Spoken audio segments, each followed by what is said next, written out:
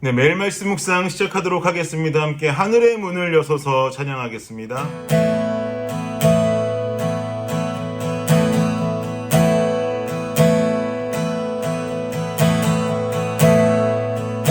하늘의 문을 여소서, 이곳을 주목하소서. 주를 향한 노래가 꺼지지 않으니 하늘을 열보소서. 이곳에 임재하소서. 주님을 기다립니다. 기도의 향기가 하늘에 닿으니 주여 임재하여 주소서.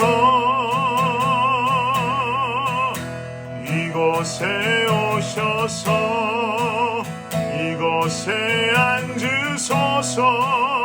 이곳에서 드리는 예배를 받으소서. 주님의 이름만이, 오직 주의 이름만 이곳에 있습니다. 이곳에 오셔서 이곳에 앉으소서. 이곳에서 드리는 예배를 받으소서. 주님의 이름만이, 오직 주의 이름만 이곳에 있습니다.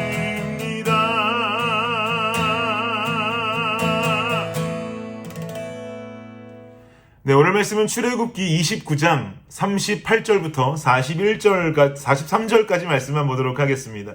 출애굽기 29장 38절부터 43절까지 말씀만 보도록 하겠습니다.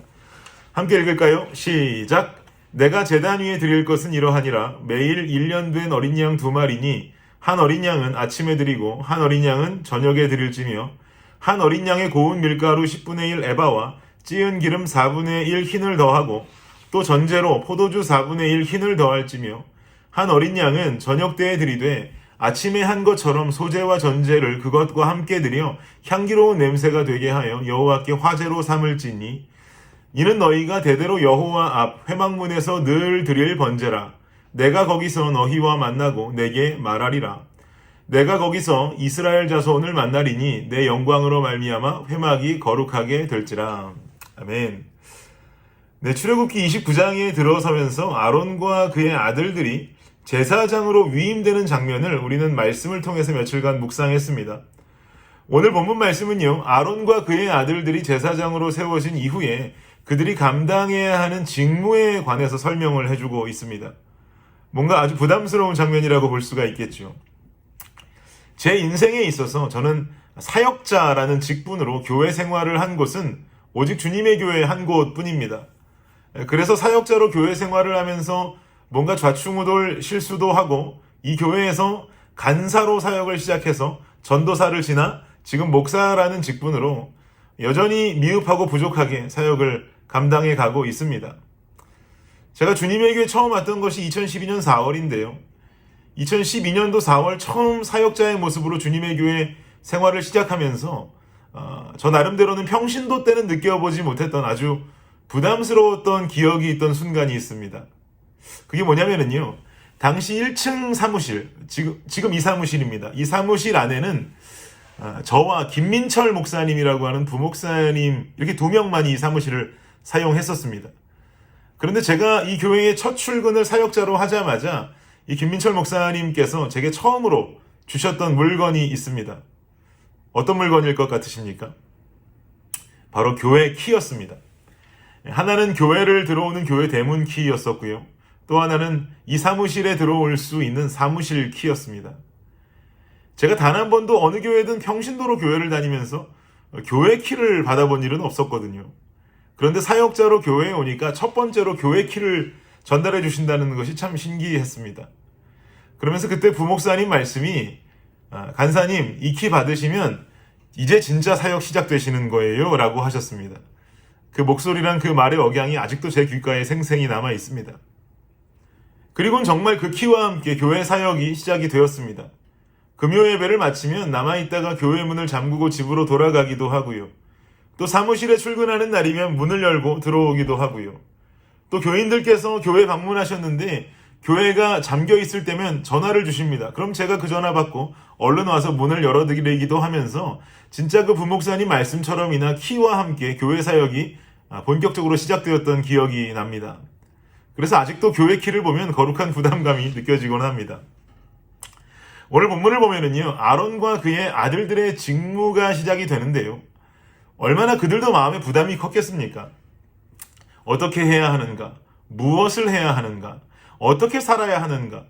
거룩한 부담감으로 가득했을 것이다 라는 생각이 듭니다.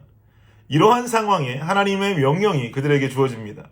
아주 중요한 명령이 되겠지요. 본문 38절과 39절 말씀 함께 한번 보겠습니다. 읽어보겠습니다. 시작. 내가 제단 위에 드릴 것은 이러하니라. 매일 1년 된 어린 양 2마리니 한 어린 양은 아침에 드리고 한 어린 양은 저녁 때에 드릴지며. 매일같이 1년 된 어린 양 2마리를 하나는 아침에 제단에 드려야 하고 하나는 저녁에 제단에 드리는 일들을 해야 한답니다. 이게 그들에게 주어진 직무입니다. 그리고 이어지는 40절도 보십시오. 함께 읽겠습니다. 시작. 한 어린 양의 고운 밀가루 10분의 1 에바와 찌은 기름 4분의 1 흰을 더하고 또 전제로 포도주 4분의 1 흰을 더할지며. 어린 양만 드리는 것이 아니고요. 고운 밀가루 10분의 1 에바, 지금으로 말하면 1.8리터 정도 되는 양을 소재로 드려야 합니다. 그리고 올리브유 4분의 1 흰, 약 0.9리터 정도 되는 양을 그것과 동일한 양으로 이 기름과 포도주를 함께 드려야 한다고 합니다. 이것을 생각나면 하는 어떤 그런 행위가 아니라, 혹은 특정한 날에 해야 되는 일이 아니라 성경은 말하기를 매일 해라 라고 지금 말씀하고 있습니다. 이렇게 하면 어떤 일이 일어나게 되냐면요, 42절과 43절 말씀 보겠습니다. 참 중요한 말씀인데요. 함께 읽겠습니다. 시작. 이는 너희가 대대로 여호와 앞 회막문에서 드릴 번제라. 내가 거기서 너희와 만나고 내게 말하리라. 내가 거기서 이스라엘 자손을 만나리니 내 영광으로 말미암아 회막이 거룩하게 될지라. 아멘. 지금 뭐라고 말씀합니까? 하나님께서 그 성막에서 만나주시고 말씀해 주시겠다라고 지금 말하고 계시죠.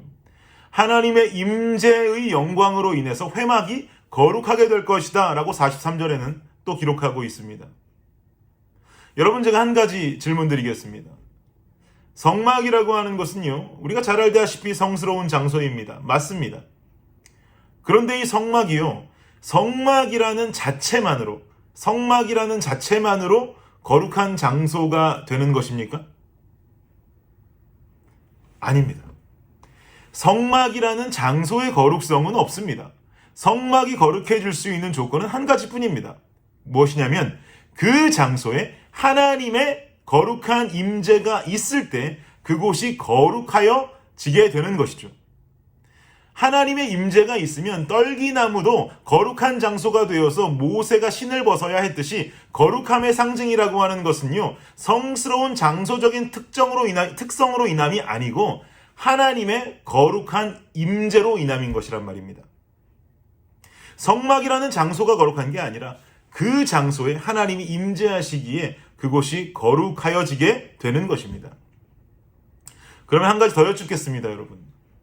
우린 예수님을 믿는다고 고백하는 그리스도인들입니다.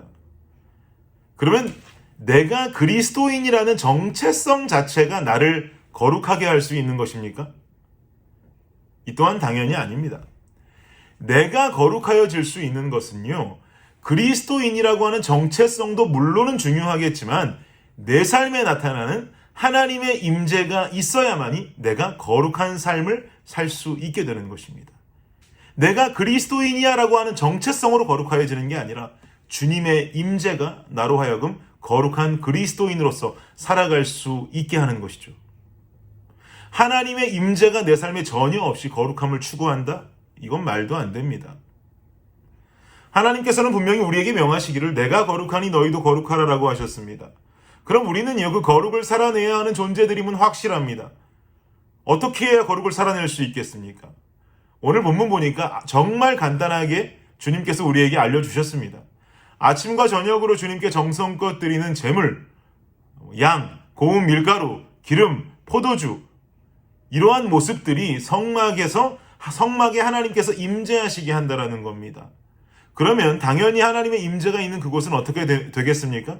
거룩한 땅이 되는 것이죠. 사랑하는 성도 여러분, 오늘 본문이 우리에게 주고 있는 중요한 사실은 무엇입니까? 정해진 특별한 날, 그저 내 마음이 요동하는 날, 그날 주님께 시간을 쏟고 주님의 초대에 응하는 것이 아니라 그저 매일매일 꾸준하게 주님의 초대에 응하면서 하나님을 만나는 시간을 갖는 것이 중요하다라고 말하고 있습니다. 그 삶을 아론과 그의 아들들에게 알려주고 계시는 것이고 오늘 이 본문을 보고 있는 우리에게 동시에 말씀하고 계시는 것입니다. 사랑하는 여러분, 어떻게 하나님을 매일 만나시겠습니까? 어떤 방법들이 나로 하여금 하나님을 찾도록 하겠습니까? 그래도 한 가지 다행인 것은 오늘 이 말씀을 듣고 계신 여러분은 이 묵상의 시간을 주님께 드리고 있으니 얼마나 다행입니까? 그러나 여러분, 우리는 고민하고 결단해야 합니다. 어떻게 해야 내 시간을 주님께 드리고 주님을 만날 것인지를 고민해야 합니다. 그러면 주님께서 임재하십니다. 그 임재하심으로 우리는 거룩한 삶을 살아갈 힘을 얻게 됩니다. 주님과의 시간을 통해서 하나님의 임재를 경험하고 나아가 거룩함을 살아가는 저와 여러분이 되시기를 예수님 이름으로 축복합니다. 기도하겠습니다. 하나님 감사합니다. 거룩한 삶 살아가기를 원합니다.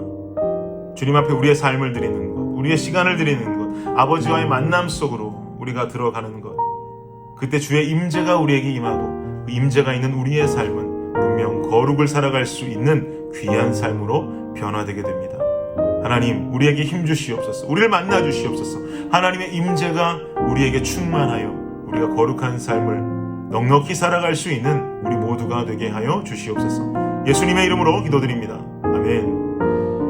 수요일 기도 제목으로 함께 기도하도록 하겠습니다. 구역장들을 위해서 구역원들을 잘 돌볼 수 있도록 섬김을 통해 은혜와 복을 받도록 기도해 주시기 바랍니다. 마지막으로 선교사님을 위해서 기도하실 때에 하이티의 박동환 선교사님, 알래스카의 이홍래 목사님, 그리고 D국의 김재문 선교사님과 이국의 새벽이슬 선교사님을 위해서 이 시간 간절히 기도하도록 하겠습니다. 기도합니다.